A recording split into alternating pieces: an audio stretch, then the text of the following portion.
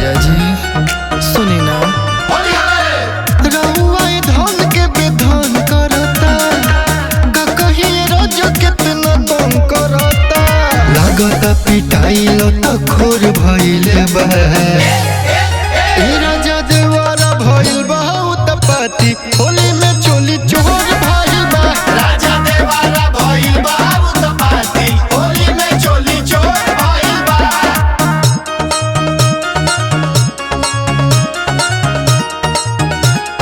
होली है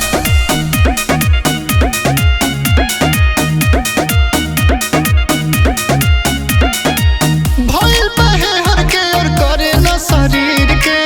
होलिया में हो गइल पदौरत मोरा सिर के, हर का कहीं जी होली है ऊपर बाटे सुख नीचे भइल बाटे गिल हो, लागता जानी हमर कोइली सील हो, करतटे धंधा मुँह चोर भइल बा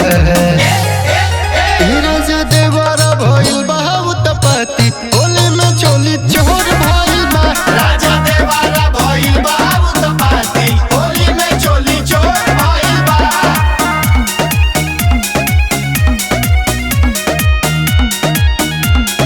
होली है